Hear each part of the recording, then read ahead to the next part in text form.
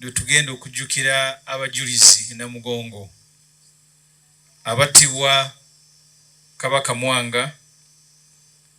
Okuttibwa kw'abajulizi okwo kwatandika mu myaka gya 1807. Abasooka okuttibwa baali basiraamu mu biseera bya Muteesa yasooka. Muteesa yasooka yasiramuka, bw'amala okusiramuka nga yakulembera Swala. Bwe yatuuka abasiraamu abamu ne bamugamba nti bw'oba tebakutayiridde togenda tukulembera, n'ennyama abantu bw'aba tatayiridde gye basala tetugenda kugirya. N'anyiiga, era bwe yasooka okutta baali abasiraamu 7. Muteesa n'alagira abasajja be abajjaati ebiseera ebyo ne babasalako emitwe. Kaakati Muteesa bwe yafa, mutabani we Mwanga n'addako. Mwanga mujjukira nti yagenda ku bukulembeze nga wa myaka 16. Kati Mwanga bwe yafuna ebizibu byonna nga bwe mulaba Museveni wano ng'abinenyeza beeru bazungu abaali baddidde abantu be nga bayingidde obukatuliki n'obuprotestanti, nga takkiriza wabeerewo omukulembeze mulala mu nsi okuggyako ye.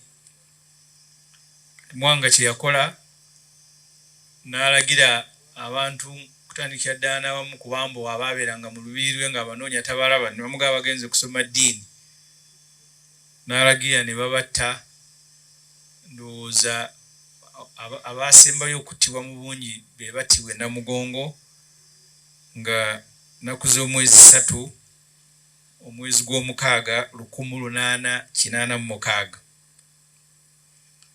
Abagenda e Namugongo twagala nnyo bajjukire abantu bano ekyabassa, balabe oba waliwo enjawulo wakati w'abantu abattibwa mu biseera ebyo n'abattibwa olwaleero. Museveni ne mutabani we Muhoozi Kainerugaba ebikolwa byabwe bifaananira ddala ng'ebyaliwo mu biseera ebyo, era neewuunya bannaddiini ne bakkiriza Museveni n'abeera omu ku bagenyi Namugongo, kubanga Mwanga bye yakola ne Museveni byakola, ate ye mutabani wa Museveni kino n'akisusa. Bw'aba atulugunya abantu ateekako ne ku social media n'ajaganya nti ono mutulugunyiza ali bubi. So n'olwekyo ebikolwa ebyaliwo mu biseera ebyo tebiina njawulo na bikolwa ebiriwo olwaleero. Abajjukira Zebbula engeri gye yatibwamu, abajjukira Sseekakirevu engeri gye yatibwamu. Sseekakirevu baamulanga busiraamu ng'era Muteesa bwe yakola.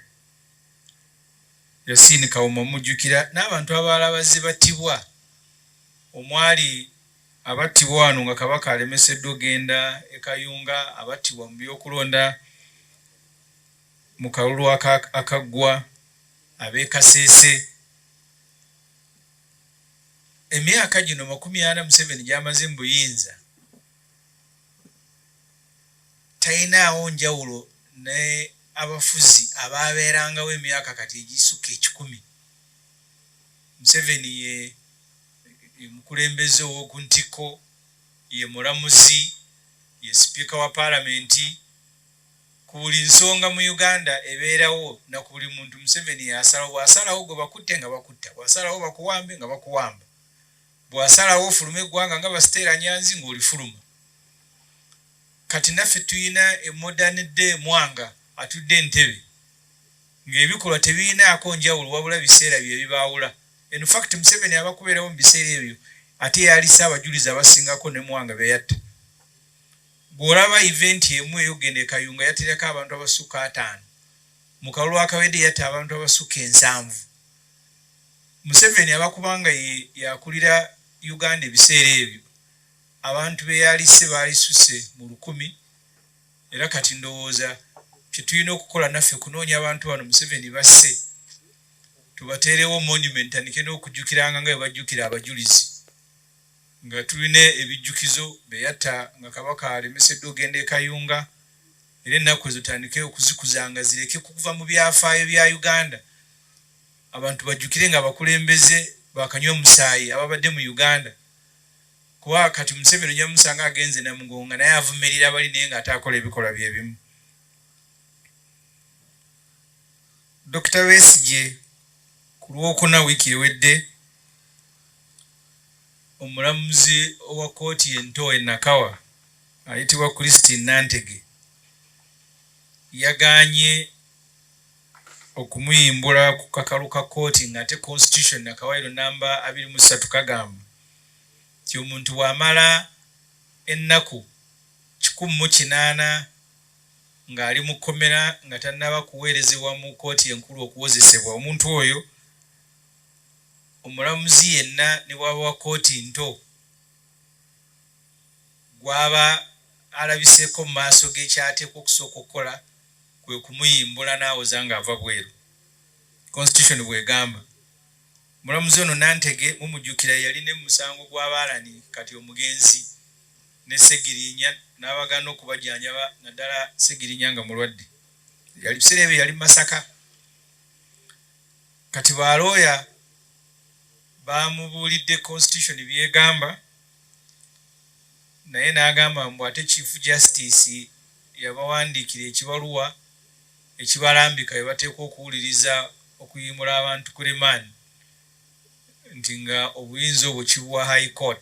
Kati oyo omulamuzi yagamba nti ekiwandiiko ky'obunyiddolo kisinga Constitution ya Uganda. Bw'atyo n'asindika Dr. Besigye mu High Court nti batandika okumuwozesa. Ekyewuunyisa bw'osindika omuntu mu kkooti enkulu okumuwozesa mu nkola kitegeeza nti omuntu oyo gwe bikwatagana ne kuwabirwa kwe gwe tokyabiinako obuyinza biwedde. Naye ndowooza ono omukyala yeerabidde n'ebyo n'agamba nti ate Dr. Besigye nga 12 omwezi guno ajja komawo Nakawa mu maaso ge kubanga mujjukira nti Museveni yawaayo okusaba nti nga bw'atalina bujulizi bamuyambeko abonoonyeze ku ssimu ya Dr. Besigye. Kkooti y'e Nakawa yalimu omulamuzi Esther Nyadoyi n'egamba nti kituufu tugende twegalire mu kisenge gavumenti eweeyo okusaba kwayo mu kyama esobole okukozesa essimu za Besigye. Besigye n'ajulira okusalawo ensonga eyo kati eri mu High Court. Naye kati ono omulamuzi we yasindise Dr. Besigye mu High Court ndowooza ebyo naye yabyerabidde n'amugamba nti ate nga 12 komawo wano ndowooza batuukeyo bamugambe nti application ekyali mu High Court. Kino tekibangawo mu misango egifaanana bwe giti. Naye mulamuzi nga bwe nabagamba nti kati ku Besigye kwe bayigira amateeka bw'akola ensobi ndowooza ne bamuyita ekawungeezi ne bamugamba nti ate awo wakoze ensobi. Ekyokubiri, Dr. Besigye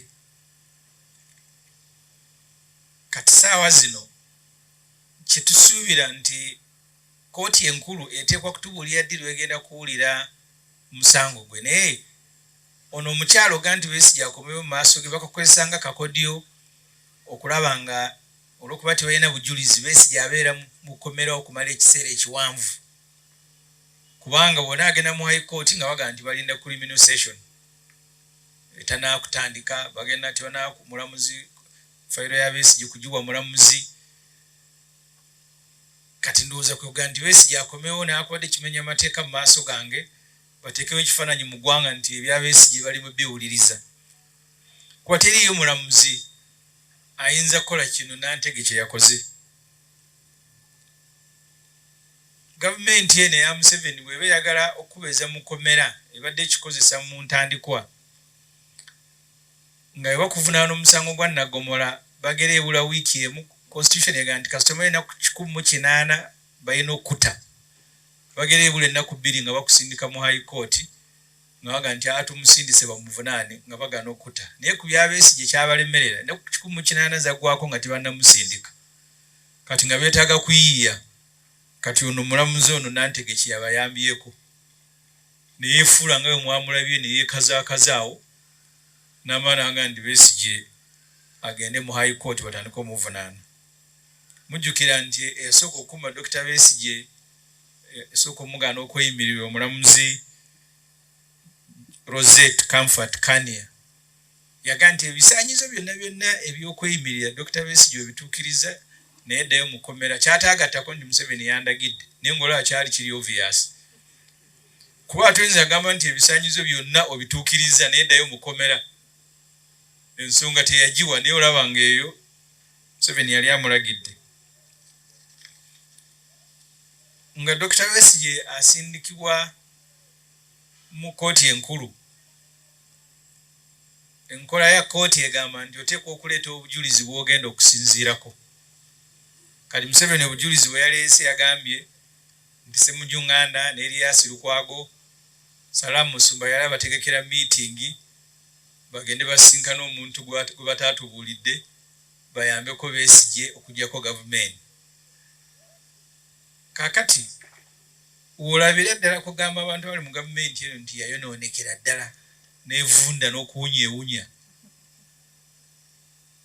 nti nze ne Musumba ne Lukwago ate ne batugattako ne Lwomushana tetumanyi bwe tukwataganira na Lwomushana. Naye bino byonna bikolebwa gavumenti bwetuuka nga teswala terina kyetakola kati okuswala kwaggwawo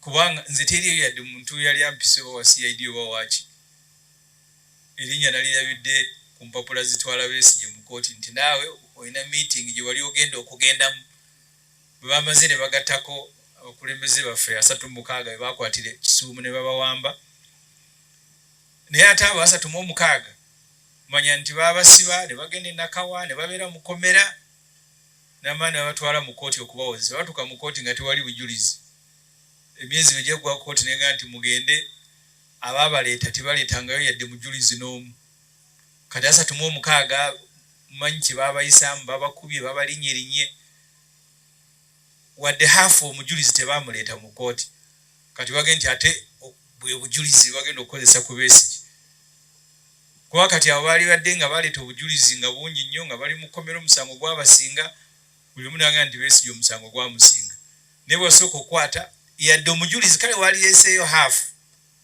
naye ne hafu y'omujulizi tebagireeta. So kino kiraba nga ekigendererwa kya kukuumira Dr. Besigye mu kkomera. Museveni abika ne mutabani we ndowooza n'ab'omu maka gaabwe baatuula engeri gye bafuna ennaku essanyu lino mu kutulugunya abantu ne bagamba nti ne Besigye si anaasinga otuwa essanyu mutwale Luzira tunaamulabangako ku mawulire nga ava Luzira nga otufuna essanyu. Ekisembayo okuwandiisa ekibiina kyewedde obukwakulizo bwonna bwaggwaayo ekyasigala Electoral Commission neeteeka okusaba kwaffe okuwandiisa PFF mu kyapa kya gavumenti ekiyitibwa Gazette ng'eyita bannayuganda ayinayo kyagamba akyogere. Ennaku ezo 14 zaaweddeko Electoral Commission tenatuwa certificate yaffe ne tugisuubira essaawa yonna. Twagala ogamba Electoral Commission bwe tatumalira budde kubanga olwaleero abaneesimbawo mu kulonda okujja general elections olwaleero lwe batandika okusunsulwamu nga tutandika n'abavubuka abaliko obulemu n'abakadde. Kati Electoral Commission toyinza kubanga oluyisiza certificate yaffe ate ng'otugala tuyite ba candidate katusubire nti si kakodyo kakutulwisa tugenda ogenda mu byokulonda bino nga tuli mu byakulonda tetukyetegeka. Okulembeze baffe babadde ku Electoral Commission ku Lwokutaano ne bagamba wiiki eno naye wiiki eno bamanye aba Electoral Commission nti mwe muli okusunsula abagenda okwesimba ku byalo ku bavubuka ku bakadde ku baliko obulemu n'ebirala. Tusuubira olwaleero Electoral Commission tuwa certificate yaffe tusobole okwetaba mu kulonda kuno n'okwetegekera okulonda okulala okunaddako.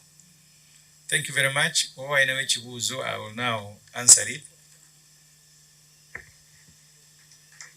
But not only Dr. Kizza Besigye, they need to deal with the extrajudicial killing, the charging of Museveni's opponent with trumped-up charges, the kidnap, the torture, because that's what illustrates the assembly in Namugongo, remembering the cruelty of our leaders. The same clergy cannot be dining with Museveni and inviting him even to speak. They need to be speaking against these crimes committed more than 140 years ago, and then condition it on Museveni that he must not repeat, and any other leader. So they really have a role to play, or else we will now be constructing other shrines to commemorate people killed by Museveni and those tortured under his regime. If they don't speak and speak very strongly against these things, they should prepare other shrines who will be visiting when Museveni has gone. Because I know under Mwanga, they could never have staged these events. Certainly there will be events after Museveni to remember people he has killed and those he has tortured. So to bring this to an end, the clergy, the pilgrims who are in Namugongo, they all need to speak with one voice against these crimes.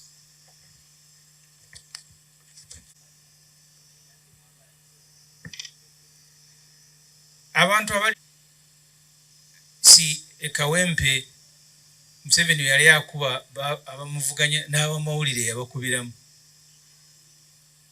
Kati yembeera ffenna tekwagirwanyisiza wamu. We are just one voice among many. So tulowooza nti ebya Namugongo, Dr. Besigye, that needs to come to an end. Tetusobola kubanga mu kyasa kino kya 21 abakulembeze bakyasiba abantu nga tebalina kye bakoze ne bayiiya buyiiya byakubavunaana. Dr. Besigye olwokubanga mukulembeze freedom fighter walinnya atuyambako kulwanyisa bikolwa bibi ne kulwa abantu abaala abangi abali mu makomera. So tetulwana just Dr. Besigye kufuluma. Buli muntu ali mukomera nga yasibibwa ku byabufuzi, yasibibwa bwereere, tulina okulwana ng'eggwanga omuntu oyo okufuluma n'omuntu omulala obutaddamu kukwatibwa. Thank you very much.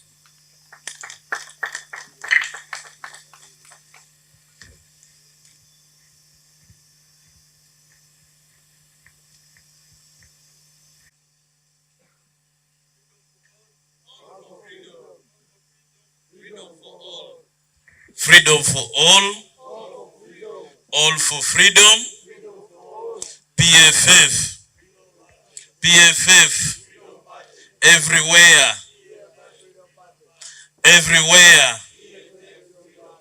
Thank you so much. We have come to the end of our press briefing, but I will request that we can continue with our brief meeting, and then we will depart later. So the rest of you can remain seated, and then we will discuss, we'll proceed with our internal discussions. Weesiimye mattu oli wa mukisa okukira abalala. Omugugu gw'ebizibu by'ettaka gukutikkudwa Brand Property Services Limited ku lw'ettaka eritaliiko nkaayana. Ennyumba eziwedde okuzimbibwa wamu n'ez'okupangisa, apartments ez'okupangisa wamu n'okugula mu mawanga ag'enjawulo okuli Uganda, Kenya, Bungereza, Dubai, America wamu ne Canada. Okuddaabiriza ennyumba oba ebizimbe byo, property management n'abasaveya abakugu abataakufere. Twekwate ku nsonga zonna ezekuusa ku by'ettaka nga kw'otadde n'okugobera ku kyapa kyo. Kati pazo y'eby'ettaka ebadde okukaluubiriza egonjoddwa bw'okwataganye naffe. Tukubire ku noti 703 noti 79 oba noti 773 noti, oba otusange ku MT House omwaliiro ogusooka room 5 ewazana ku Entebbe Road okuliraana ekizimbe kya Muguluma Empire. Tukyalireko ne ku website yaffe www.brandpro.co.ug. Brand Pro Property Services Limited, tutuukiriza birooto. This briefing, we're going to address 4 issues. And the first issue is the Namugongo. Tomorrow, as you're all aware, is June 3rd. And June 3rd is Uganda Martyrs Day, commemorated in remembrance of citizens murdered by King Mwanga. So this killing climaxed on June 3rd, 1886. And the reason they were murdered was because of their faith. Remember, King Mwanga ascended to the throne at the age of 16 in 1884, succeeding his father Mutesa I. Mwanga blamed all his problems and the erosion of his primacy on religion, and specifically on the white man. He therefore decided to eliminate agents of the white man. That's how the murders happened.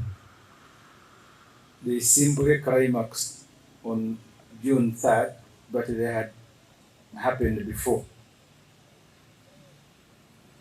Mutesa himself, the father of Mwanga, who at one time converted to Islam, had his own disagreement with the white man, the Arab. People who had converted to Islam did not want the Mwanga, Mutesa, who had declined circumcision, to lead them in prayers. He also received the news that meat slaughtered by his agents was no longer eaten by Muslims. So one time he collected many of them, that must have been 1873, and ordered for their execution. The pilgrims who have gathered at Namugongo shrines, where some of these people were martyred, as PFF, we ask you to pray for Uganda. Because what happened under Mwanga and his father Mutesa is being repeated, and the same reasons, by Museveni and his son Kainerugaba. Mr. Museveni has, over the course of his administration, 40-year administration, assumed the same status that these ancient kings assumed. Museveni has become the supreme leader, the supreme judge, the speaker of parliament, everything. On his command, you can be imprisoned, you can be exiled, you can even be executed. If you've seen photographs in newspapers, not the exact faces of those who were executing the martyrs in Namugongo, the warriors, they are not different from JAT, or Special Forces Command, originally commanded by Museveni's son.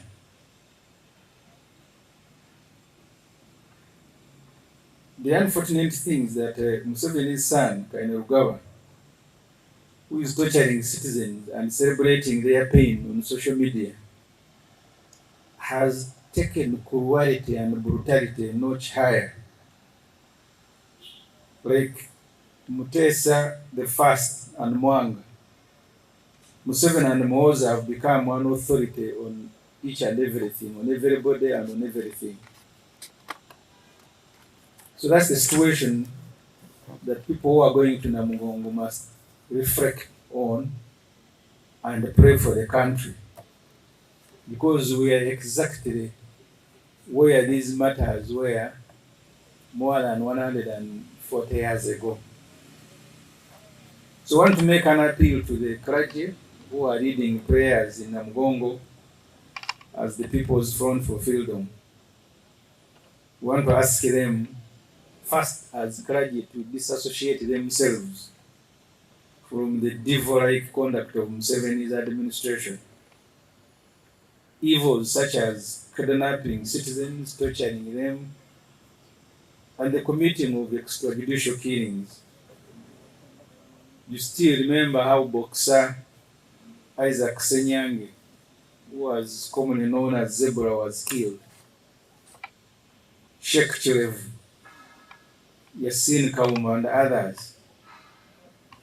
Their murder is not different from the matters that we are celebrating. Citizens who were murdered in the last general elections, especially around the 2020.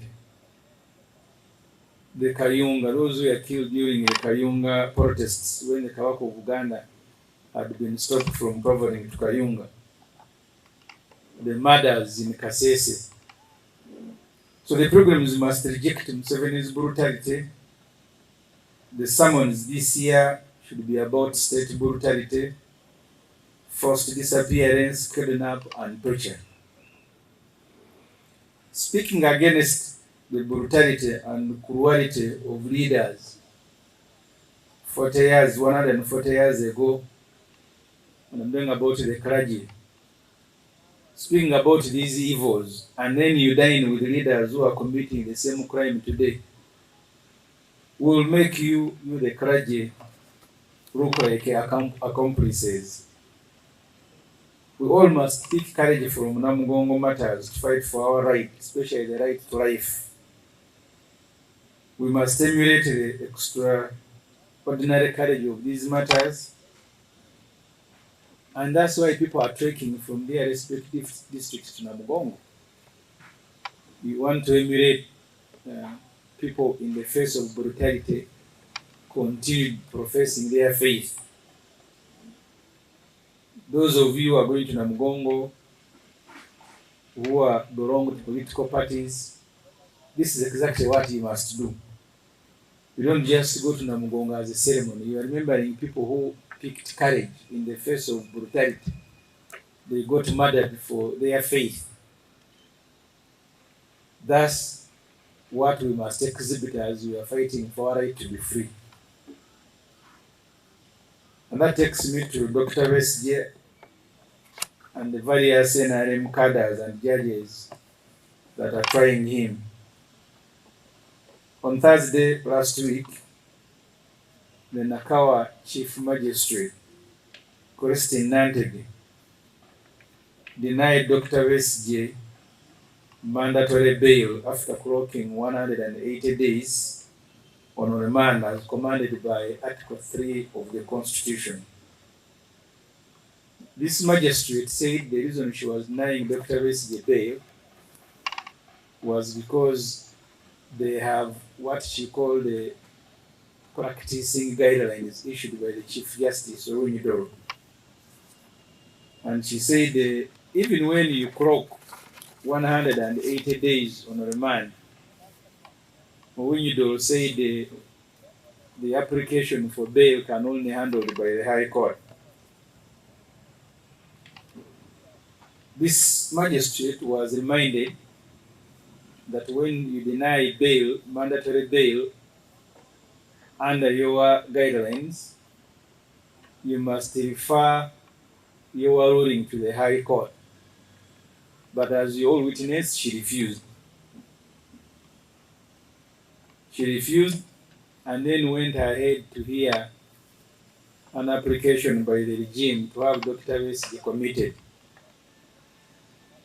Committal of suspects who have been on remand for 180 days is intended to deny them the mandatory bail, but also is intended to prolong their stay in prison.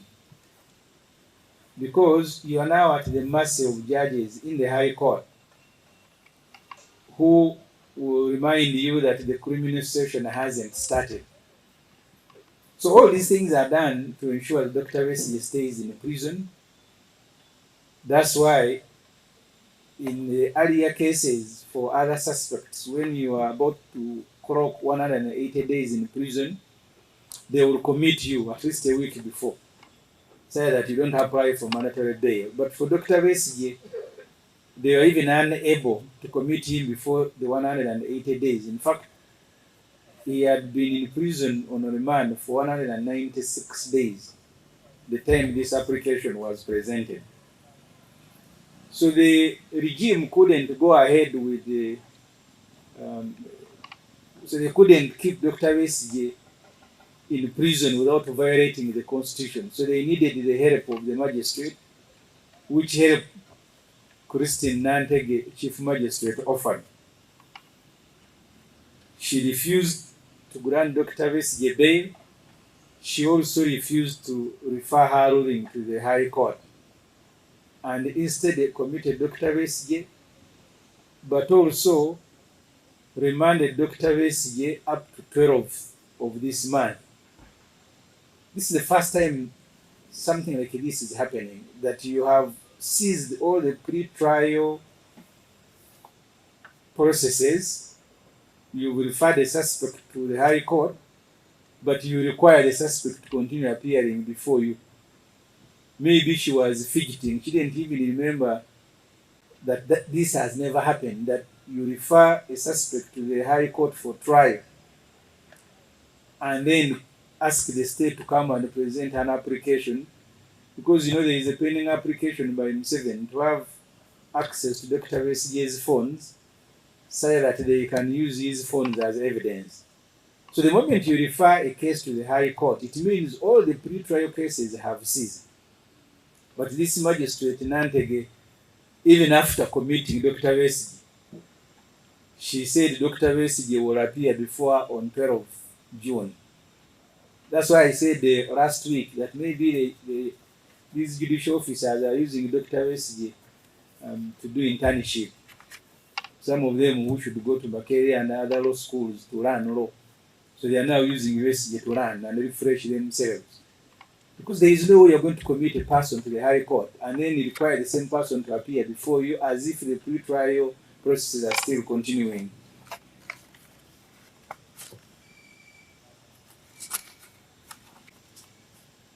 So please remember that Dr. Besigye will be coming back to court on 12th of this month.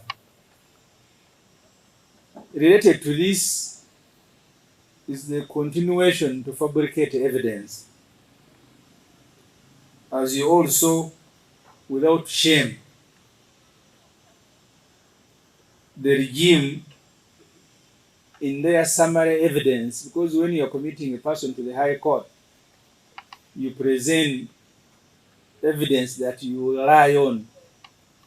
So in their summary evidence, they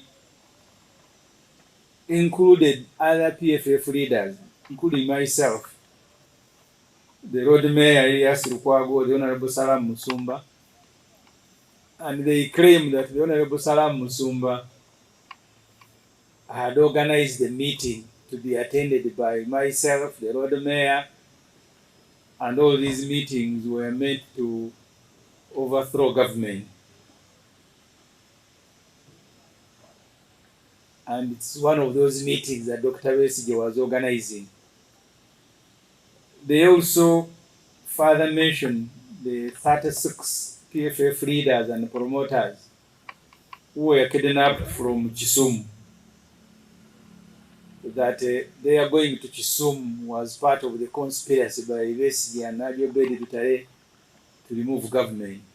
Remember, the 36 were charged. They continued reporting to Nakawa Court. Eventually, they were taken to the High Court, and the High Court granted them bail. After so many months without any witness being presented and any evidence, the High Court discharged them. So the case remained, but they were discharged. They are no longer reporting. Now they are saying they are going to Kisumu was one of those events that Dr. Besigye was using to overthrow government. So in all this conspiracy, you can see without shame that these fellows, Museveni and his son, that they have no credible evidence to present before any tribunal, not leave alone the courts of law, but any tribunal. So they are now using trickery to keep Besigye in prison such that when they are done and satisfied, they can release him like they have done before. Remember, Dr. Besigye was charged with treason. He was flown to Karamoja. That matter was withdrawn, but he had spent days in prison. This isn't different. So the idea, I think Museveni must have sat in his sitting room with his son and family, and they said, now we're going to do arrest Besigye. Last week I told you we had fulfilled all the requirements, got gazetted, and as required by the Political Parties and Organizations Act, the Electoral Commission published a note inviting views from the public about our application to register. The 14 days have since expired. As we said, we sent a team to the Electoral Commission last week, and they said they will be ready to give us our certificate this week. What the Electoral Commission needs to know, as all of you are aware, that nominations for special interest groups, youth, people with the disability and the elderly, those nominations have commenced today. Political parties, groups, independents are going to be presenting candidates for those elections. So you cannot hold on to our certificate and these processes elapse and then you issue it. We are not registering to do business. We are registering a political party to participate in elections. We therefore expect the Electoral Commission, without any further delay, to give us our certificate today, so that we begin presenting candidates for these various elections whose timeline begins today. Meanwhile, we would like to advise our members who would like to seek sponsorship of PFF to get in touch with our election desk headed by the Honorable Mike Kabaziguruka for further guidance. We announced some time back that if you intend to contest for all these positions announced, you need to be picking forms. Uganda, in the last elections, had 2.7 million positions. They were supposed to have grown to about 3 million. So you need 3 million candidates to participate in the Byamukama's elections. I think everybody in Uganda. Interestingly, in some places, you can go to a village where you are supposed to elect a committee of people with a disability, and there are only 3, and sometimes the 3 are not interested. But Museveni, being a communist, he thinks one way of fooling people is to make them look like they are part of a process, even when they are not. So that's why all these elections are thrown in our faces. So I will now summarize this in Uganda.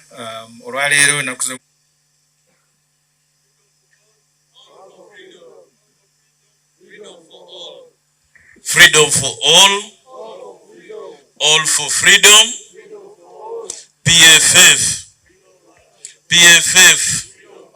everywhere.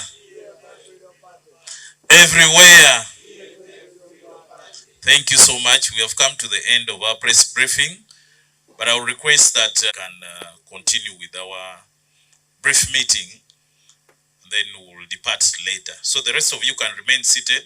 Abalungi abatuuliriza era abatulaba olunaku olwaleero tuchaddeko ewa Sheikh Asiraf Dembe. Sebo nsanyusa okubalaba. Amannya agange nze Sheikh Asiraf Dembe. Akola ku bizibu by'enjawulo. Omuntu singa aba alina ebirwadde musomereddwa, tunywa amazzi ga lukuya nga bw'obadde ogalaba, tugenda abantu ku kyoto ne twokya emizimu emibi egibabaamu. N'okulomba edduwa abantu singa abeera ng'ali wano atuuse sobola okumulombera edduwa. Ne waba atatuuse nga mpadde amannya ge naye ng'ali wala. Naneetaaze kale enamba yange yeeno eri 0701-736-1711. Nammwe bannyinaffe abali ebweru oyagala okuba nti oyagala okulombera ku ddwa ng'olina ebizibu viza zibuze amaka gakolongotana sente zikola zimpita mu ngalo ojja kumpeereza ekifaananyi kyo n'amannya go ebyo byokka bijja kummala nja kukulombera edduwa ojja kutereera. Olunaku olusembayo mu mwezi mba n'edduwa eyawamu ffenna n'abalwadde bange abakadde n'abapya. Salaamu alaikum warahmatullahi wabarakatuh. Nga Dr. Besigye asindikibwa mu kooti enkulu, enkola ya kooti egamba nti oteekwa okuleeta obujulizi bw'ogenda okusinziirako. Kati Museveni obujulizi bwe yaleese yagambye nti Ssemujju Nganda ne Aleese Lukwago Salamu Musumba yali abategekera meeting bagende basinkana omuntu gwe bataatubulidde bayambeko Besigye okugyako gavumenti. Kakati olabira ddala kugamba abantu bali mu gavumenti eno nti yayonoonekera ddala nevunda n'okuwunyewunya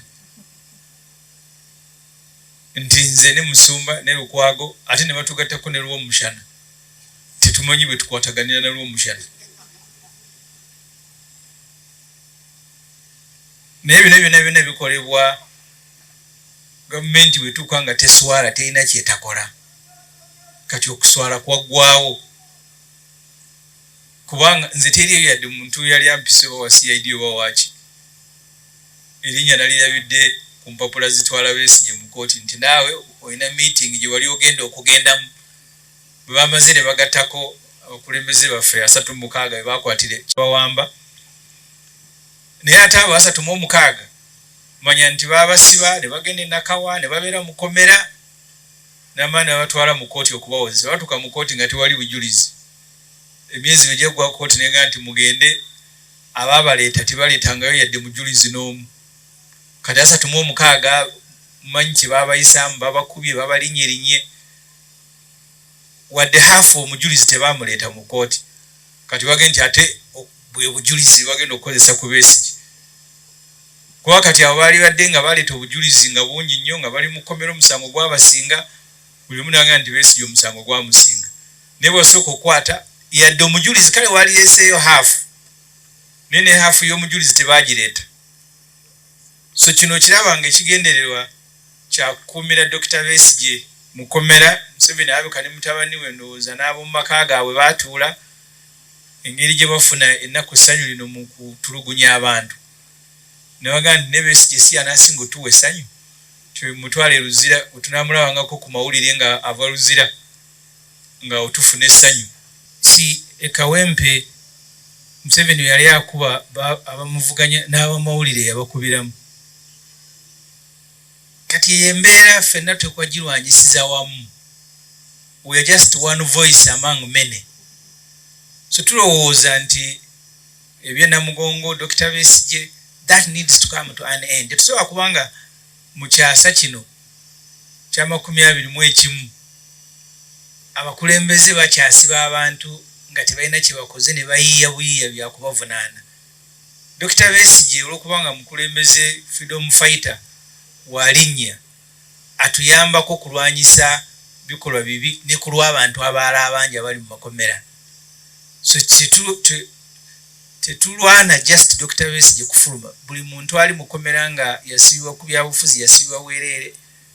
Tulina okulwana ng'eggwanga omuntu oyo okufuluma n'omuntu omulala obutaddamu kukwatibwa. Kwakulizo bwonna bwaggwayo ekyasigala Electoral Commission neteeka okusaba kwaffe okuwandiisa PFF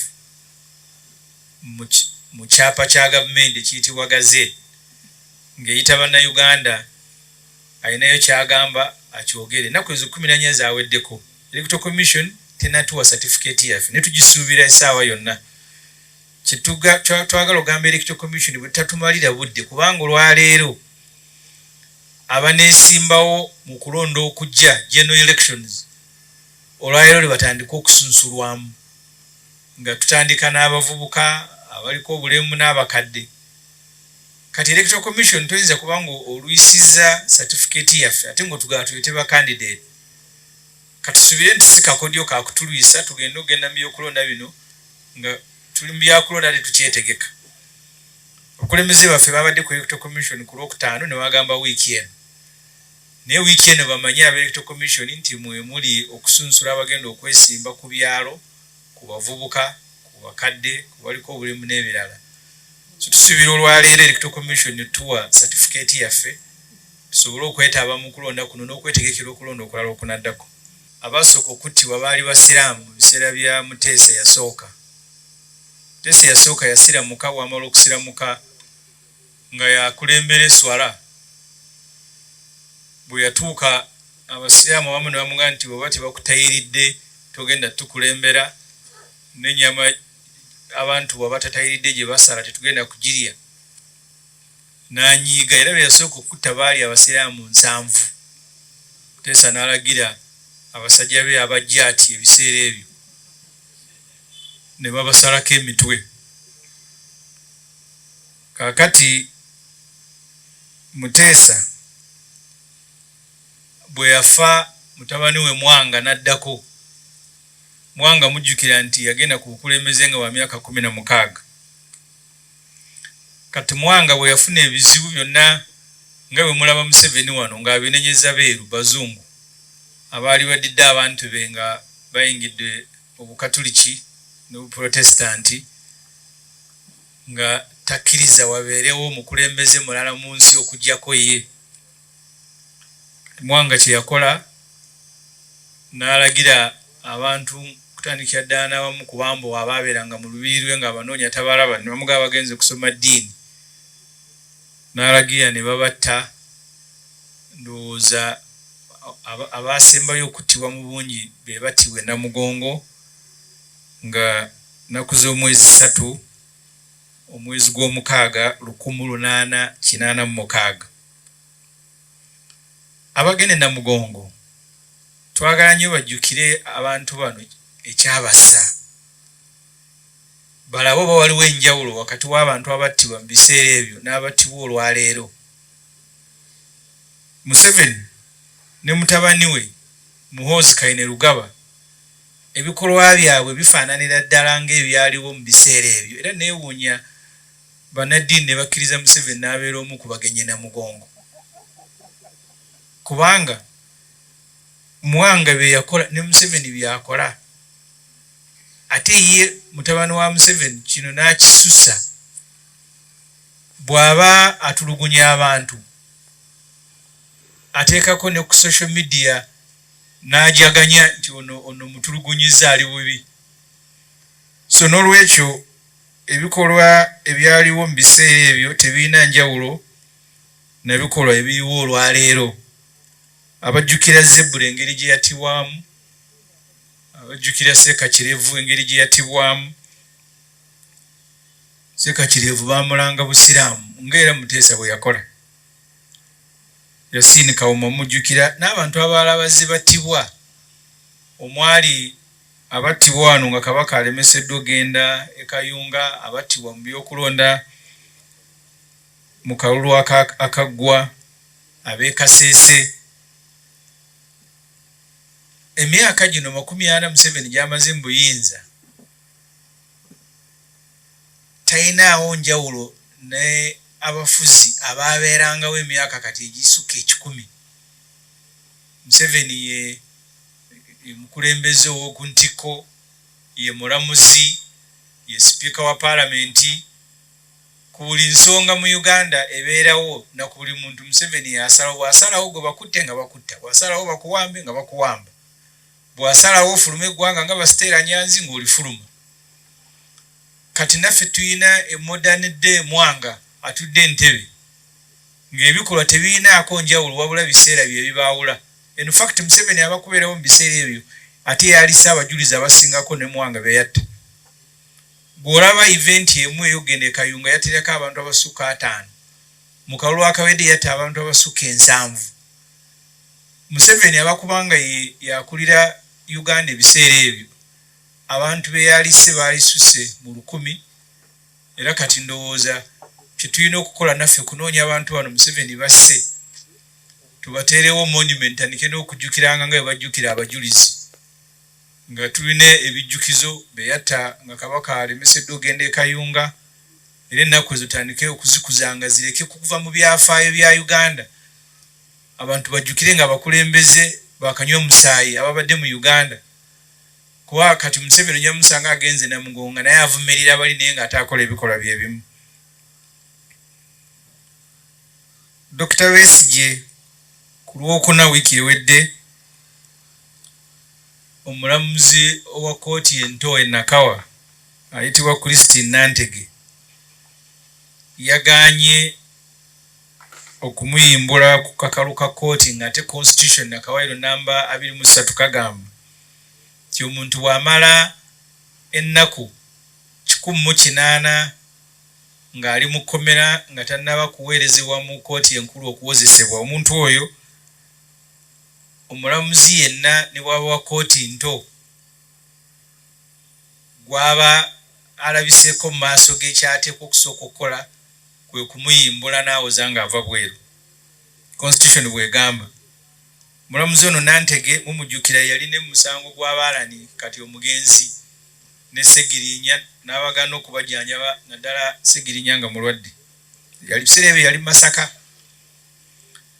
Kati balooya bamubuulidde Constitution byegamba naye n'agamba mbu ate Chief Justice yabawandiikira ekibaluwa ekibalambika bye bateekwa okuwuliriza okuyimbula abantu ku remand nti nga obuyinza obwo kibuwa High Court.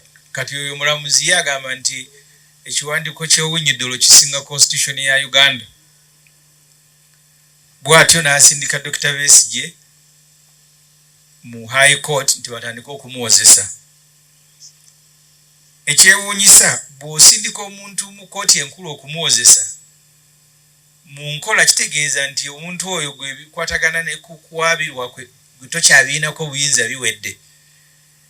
Naye ndowooza ono omukyala yeerabidde n'ebyo n'agamba nti ate Dr. Besigye nga 12 omwezi guno ajja komawo Nakawa mu maaso ge kubanga mujjukira nti Museveni yawaayo okusaba nti nga bw'atalina bujulizi bamuyambeko abonoonyeze ku ssimu ya Dr. Besigye.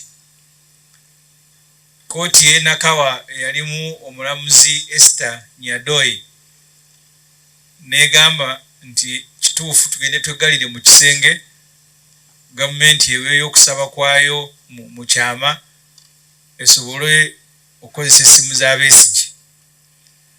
Besigye n'ajulira okusalawo ensonga eyo kati eri mu High Court. Naye kati ono omulamuzi we yasindise Dr. Besigye mu High Court ndowooza ebyo naye yabyerabidde n'amugamba nti ate nga 12 komawo wano ndowooza batuukeyo bamugambe nti application ekyali mu High Court. Kino tekibangawo mu misango egifaanana bwe giti. Naye mulamuzi nga bwe nabagamba nti kati ku Besigye kwe bayigira amateeka bw'akola ensobi ndowooza ne bamuyita ekawungeezi ne bamugamba nti ate awo wakoze ensobi. Ekyokubiri, Dr. Besigye